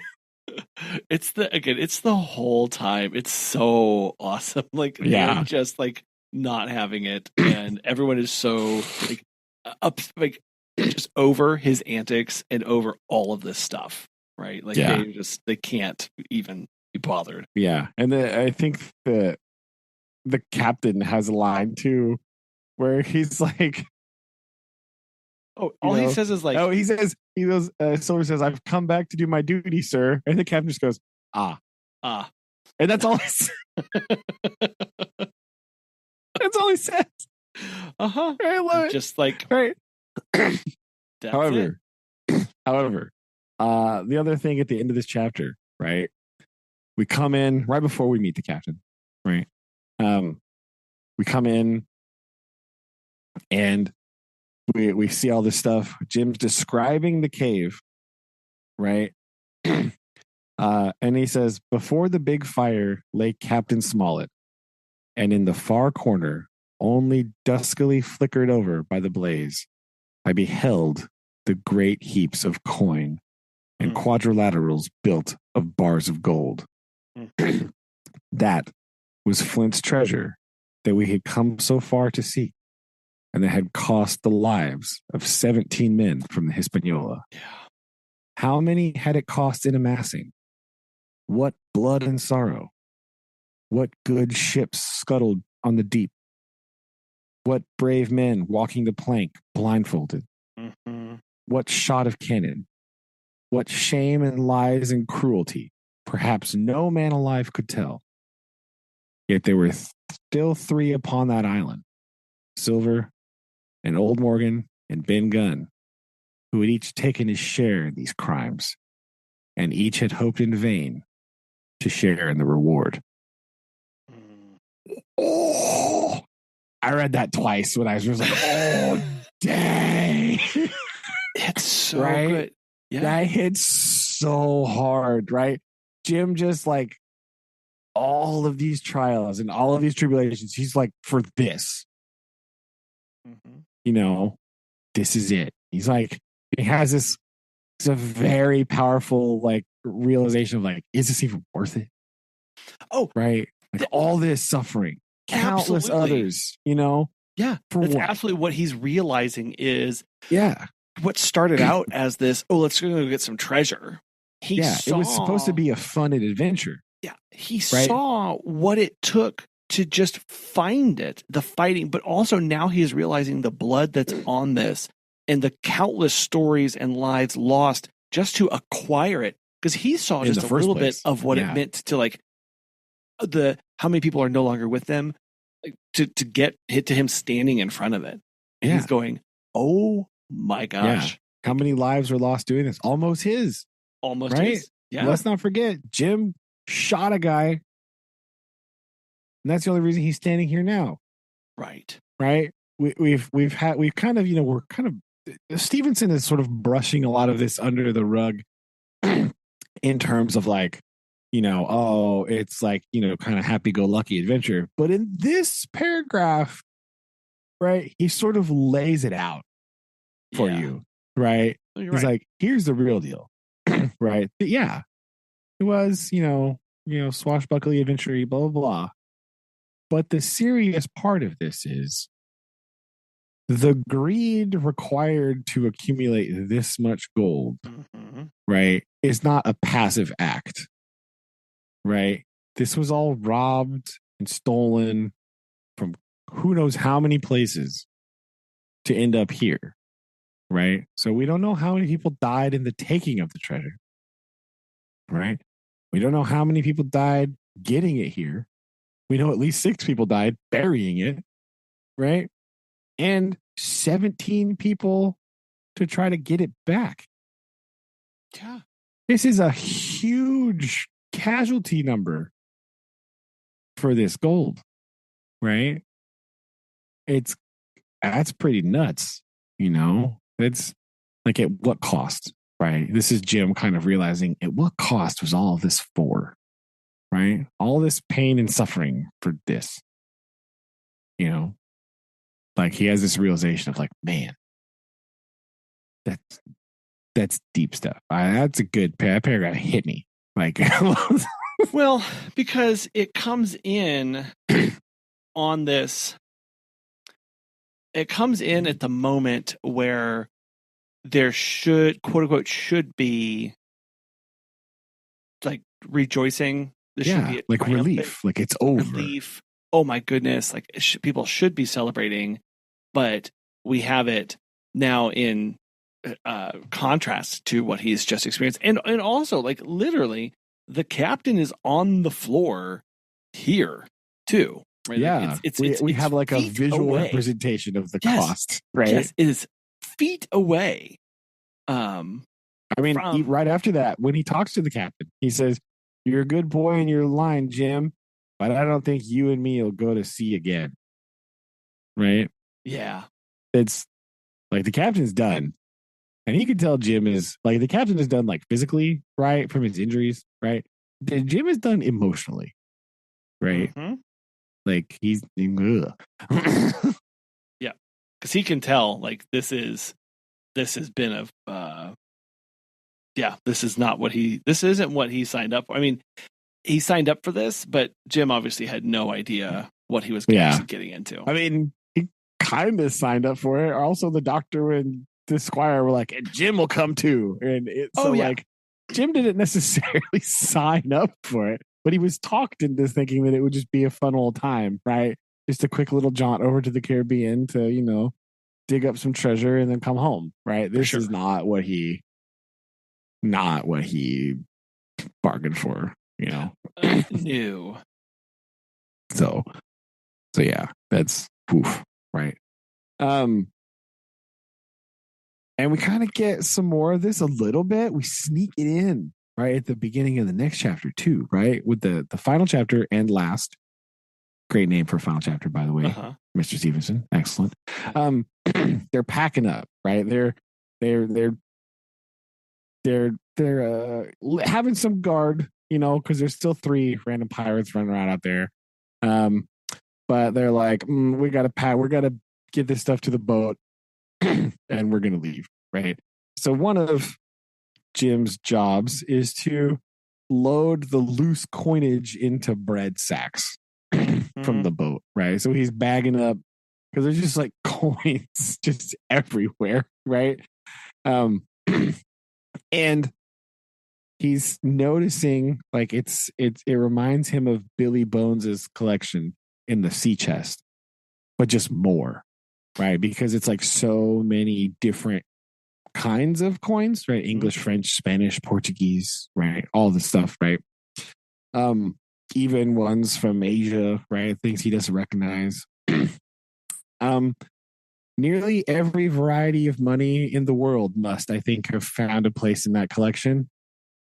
And for number, I am sure they were like autumn leaves. So that my back ached with stooping and my fingers was sorting them out, right? But this comparing the coins to like the dying leaves of autumn is also a very interesting sentence here, right? It's kind of like Jim is still thinking about that this death and money go hand in hand, right? Specifically death and this money. Yeah. Right. Well, are inextricably linked. Well, right? And I thought it too of also this is him describing it as worthless. Yeah. Because what are they like? They blow away. They're going to be gone. Yeah. They're just kind of, they're super numerous. So just having all these isn't that much. All I know is that it's a labor and a burden to have me, right? For me to be dealing with this. Yeah. He's done. He's over it. He's ready to leave. Right. So yeah, they're getting ready to go up to leave. They hear something about the mutineers. They can hear noises, right? And like they have this conversation about, nobody cares about what Silver has to say anymore except Ben Gunn, because he's kind of half crazy. So like he's like afraid of him still a little bit, right? But the doctor makes a comment about like how they're probably sick, and if they were sick, even though all this stuff done, I would go and help them if I knew where they were. And Silver says, "You're wrong," and the doctor's response basically, "No, you're the wrong one," right? He says, "You're the man to keep your word. We know that." Right? Like another shot, like jab. Right? Jab. It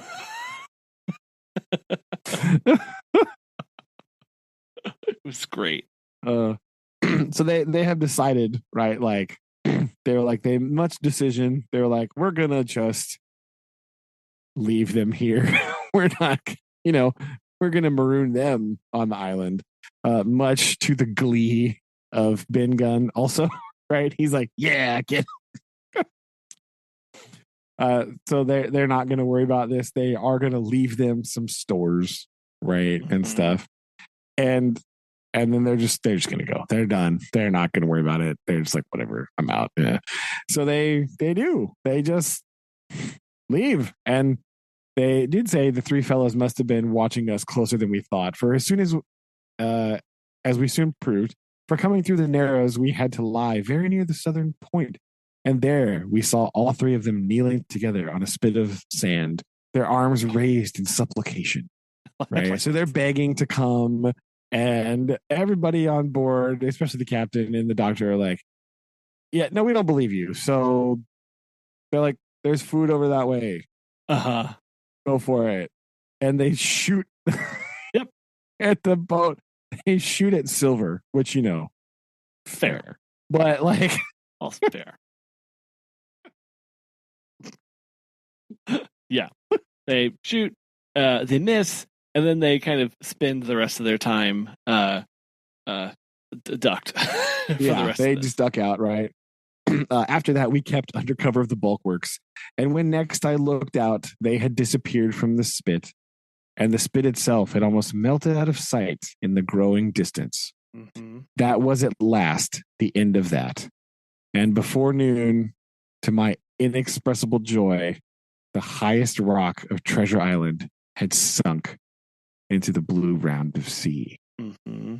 Right? So we just have more. Okay, I really like that part, right? Where Jim is just like, this, we can't see it anymore. And So he's done. just so relieved to be away from the island. He's just so happy, right? Like, finally. Yeah. He's just, because again, it's a world that he was exposed to, right? And he knows now the true depravity of what it costs and what it takes. And he's like, yeah, he's just like, oh, I need to be as far away from this as possible. Yeah. And then we get to compare that to they sail for the nearest port in Spanish America. So, we're not quite sure where this is, but right, we get his like immediate relief at seeing civilization. Right? Yes. We're immediately surrounded by boats full of other people, right? And selling lights. Fruits and vegetables. And right? lights. Right? Yeah. The sight of so many good humored faces, the taste of tropical fruit, and above all, the lights that began to shine in the town made a most charming contrast to our dark and bloody sojourn on the island. Right? Yeah. He's just like, people. Civilization. Oh my God. Yeah. It's just, he's so over. He's and it's so also happy. Because it's everybody who he's been around has just been, except for the ragtag crew who's still around, is like horrible human beings. And he just has to be So it's like, oh man, this is great. Right. So they leave. Jim and the doctor and the squire, maybe they like leave the boat because they're basically like, okay, we're gonna need some more sailors because there's like not enough people to get us home. He mentions that they are exhausted. Yeah, from them doing all the work, right? There's basically 6 of them, right? Yes. Doing all the work. And so they met the captain of an English man of war, and they're basically gonna borrow some of his crew to get back home. He's okay. So this is what he did here. But when they come back, dun dun, Ben Gunn was on deck alone. And as soon as we can, because Ben's not leaving this boat, right? He's not getting off the ship. Last time he got off the ship, he was left on the island. So he's staying on the boat, which is kind of funny. But he says, the silver is gone. Yep. Right. The sea cook had not gone empty-handed, however. He had cut through the bulkhead unobserved and had removed one of the sacks of coin, worth perhaps 300 or 400 guineas, to help him on his further wanderings. I think we were all pleased to be so cheaply quit of him. I love that.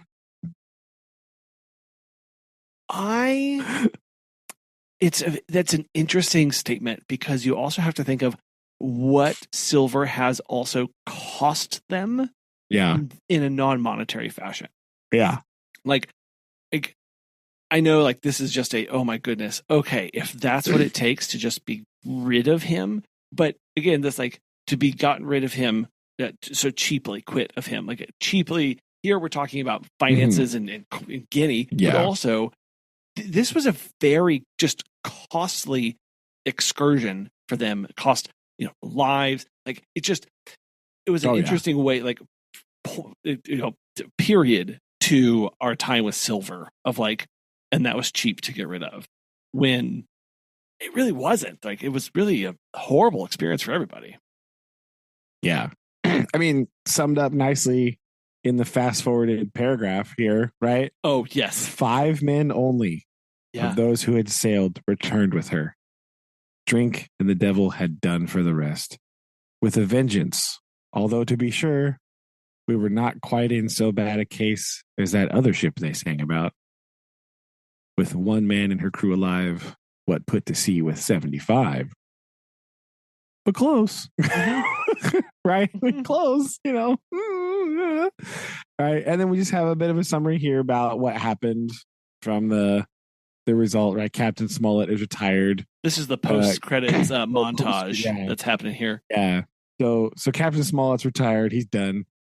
Gray is the one that turns out the best here, right? Our boy here that we talk. He's got the real character arc, right? Talked down from the beginning, right? After the apple barrel incident to joining this side, right? He survived all the things with his share of the money. He's studied a new profession. He owns a boat. He's married. He has a family, right? He's the one that really wins out here. He really turned that. Yeah. So he turned this into he's the one I think that has the best ending here. Well, Jim, we don't know exactly what happened to Jim, but like he's probably all right too. Ben Gunn did it great, so good. He got 1,000 pounds and he spent or lost it all in 19 days. He said it was 19 days because on the 20th he showed up asking for more. Yeah. So he was given a house and boom. There you go. We don't really get anything about the doctor or the squire. No. So we just assume they go back to doctoring or squiring. Squiring, yes. Right. But of Silver, we have heard no more. That formidable seafaring man with 1 leg has at last gone clean out of my life. Right? There we go. And then the last bit here was interesting. Like the bar, Silver, and the arms still lie, for all I know, where Flint buried them. And certainly they shall lie there for me. Oxen and Wayne ropes could not bring me back to that accursed island. And the worst dreams that I ever have are when I hear the surf booming about its coasts, or start upright in bed with the sharp voice of Captain Flint still ringing in my ears. Pieces of 8. Pieces of 8. Bang. That's a good ending, right? That's pretty strong. Right. We know that Jim is happy to be done and quitted of all the things, right? He doesn't look fondly on this time at all. He is over it and he is happy to be back home. We get nothing else really about what he's doing, but we know that he's just glad he is not there on the island anymore. He does not like it. Which, to be fair, there's a lot of trauma, and he can be forgiven for not wanting to be involved or there anymore, right?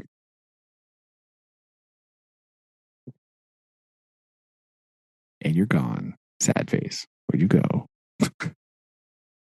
Haha! Sorry, I'm back. All right. Okay. I clicked mute because I was coughing, and then I was reading as you were doing that, and then I was thinking, and then I started to talk, and then it's still muted. Yeah. So all that was golden. No, here Jim is saying again, is also dead to me. It is gone because he says, they shall, where Flint buried them, and certainly they shall lie there for me. Certainly, I'm not going back to get those. I'm not going back to that life. I'm not doing that. And this, these nightmares, the condition of him after just this one, and then I have to swing back to our introduction to the old sea dog at the Admiral Benbow in chapter 1 and how he describes this guy and our relationship with him there about what was the name? Sorry, the name of the guy at the beginning, Billy? Billy. Yeah, Billy. What a horrifying condition he is. What he's trying to drown out, what he's trying to recover from and deal with, and whatever. like you see the like there's a loop there. There's a bit of a loop there, right? We can hope that Jim doesn't fall into this loop. No, but like Ben has for sure. Ben has for sure, and it's just interesting to be like, here we see Jim like, I'm not going back to that, but we can definitely see another path where Jim does go back to it. And why is Billy like the way he is?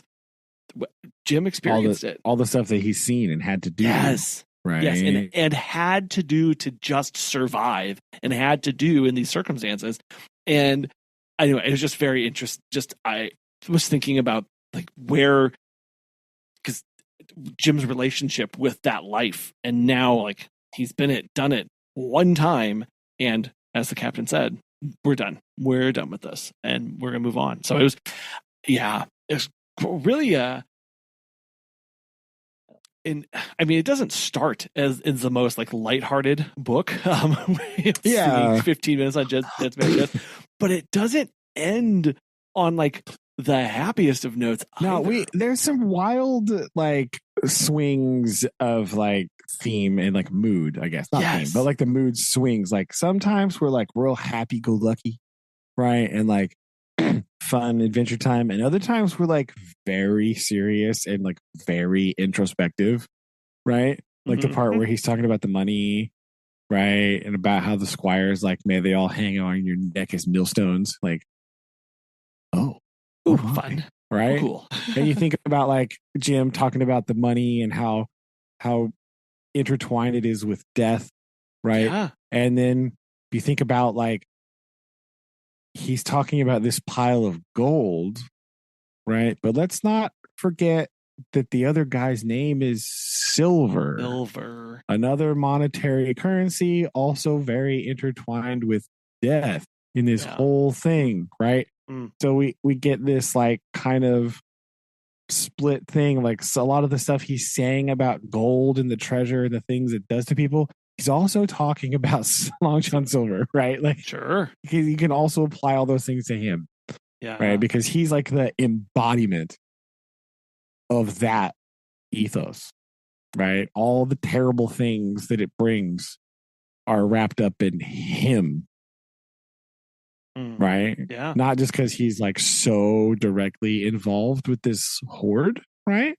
But just because of his life experiences and his pirating ways, right? Like, that's him. That's what you turn into. Sure. Right? When you go down this and you think about all these terrible things that people do for this money, that's embodied in Long John Silver, right? He's like the personification of that, the horrible greed that happens there. You know, so you, on one hand, you have this like very like deep critique on that, and the other hand, you have like, we're going a sailing, right? So it is a very, we get mixed messages sometimes through this book.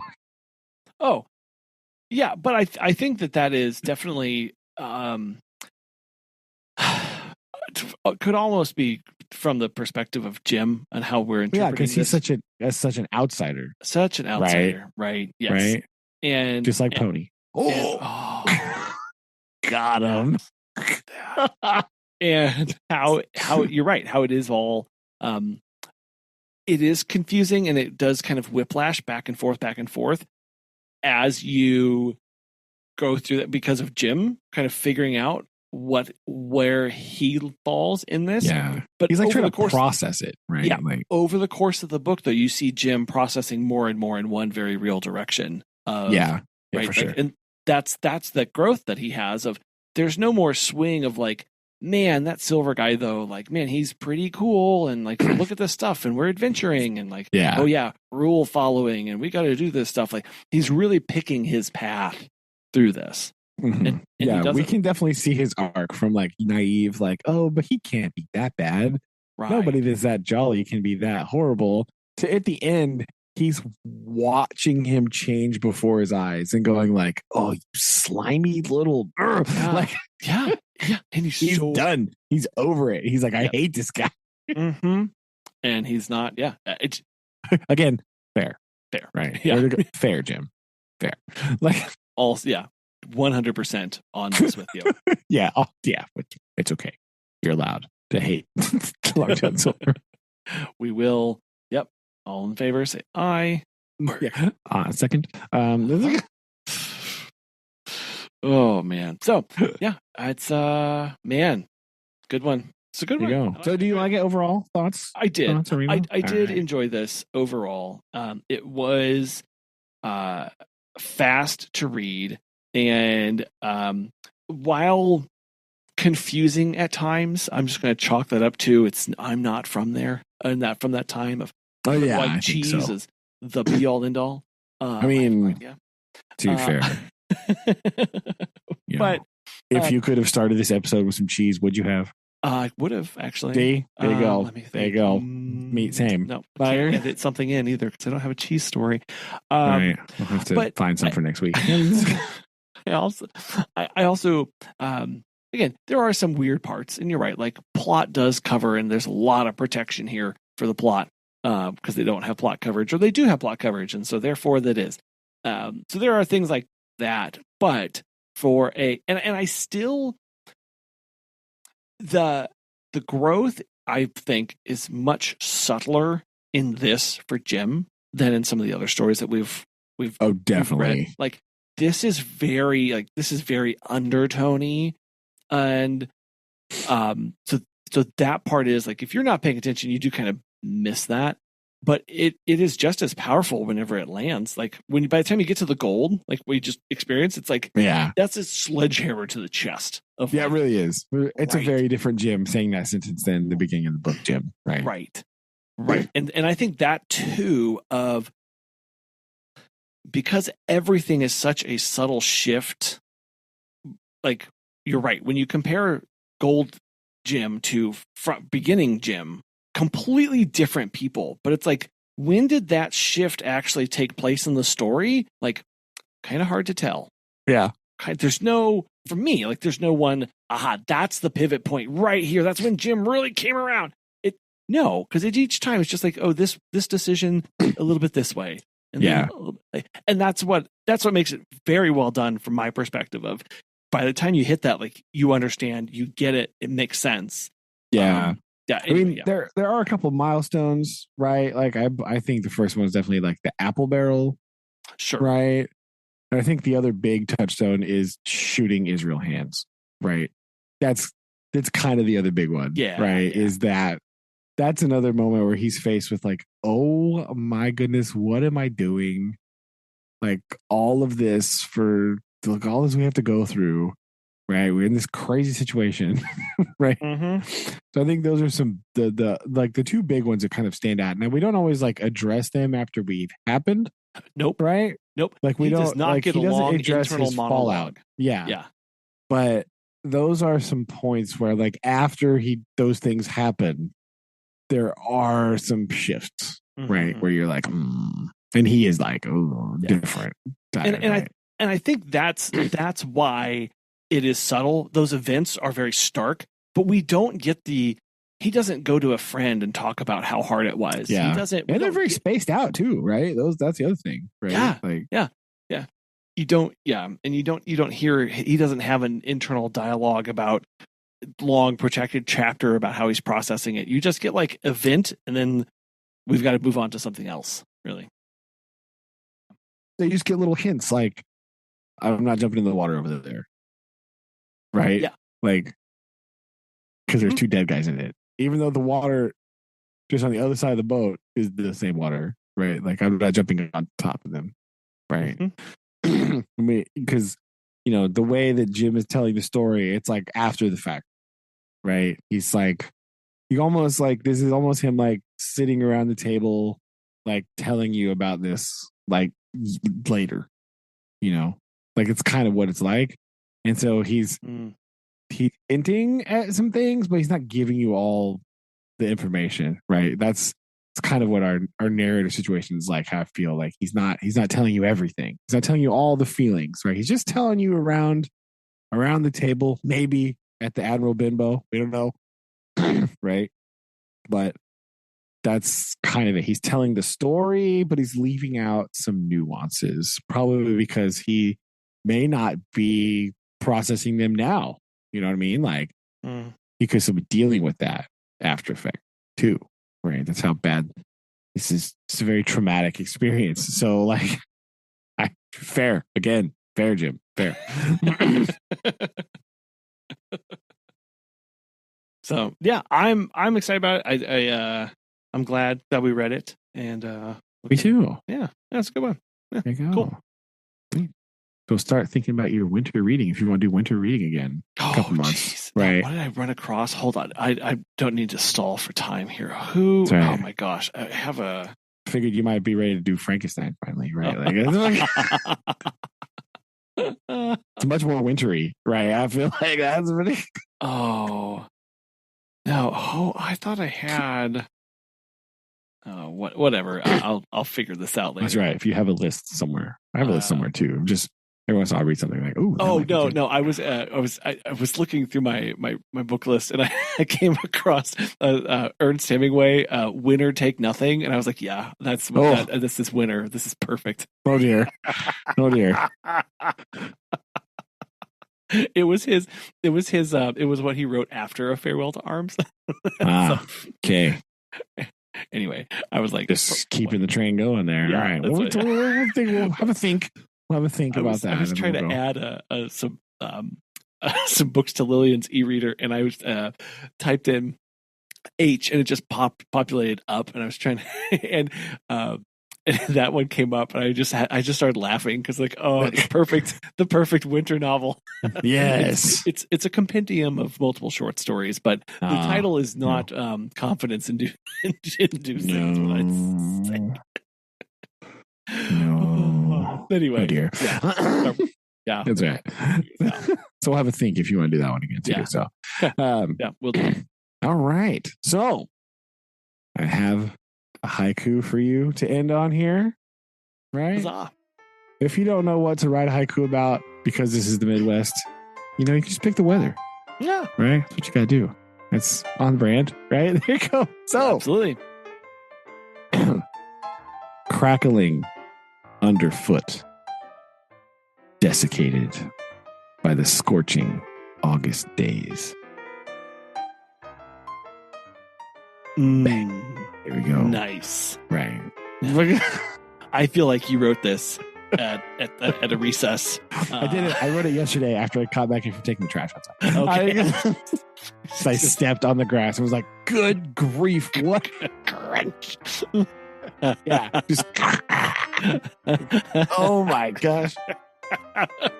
Sounds like you're walking on sunchip bags. Like constant. It's constant. We have it's a good one. It's a good one. I'm definitely there with you. We have these two ferns on our front porch, and I'm just like dumping water on them constantly to try and keep them alive. Oh, yeah. I'm just like, just a little longer. Barely hanging on. Yeah. Just a little longer. Trying. Oh. Well, I think the temperature, though, it's supposed to coming down. It's supposed to, we're only 80s in the next week. Ooh, only 88. Wow. So, okay. So we make it through tomorrow then. I know. Just make it through tomorrow. Oof. Be fine. Yeah. Cool. Okay. Right. Well, good. I like it. Yes. Yeah. Well, we'll look forward to that and start working on our we should start already our winter reading. Right. It's not winter yet. We got. I know. I mean, like planning for it. Oh, we can plan. Yes, planning is good. Because as we know, sometimes we forget to plan. Sometimes it's not a forte. It's fine. Yeah, we can start planning for that. That'd be all right. We'll start planning. Give us time to do some hunting and possibly gathering. We don't know. Maybe we'll see. I don't know. Who knows? Okay. Well, the mystery will have to wait until next time. Oh yeah. Very good. Okay. Love you. Love you too. Bye. Bye.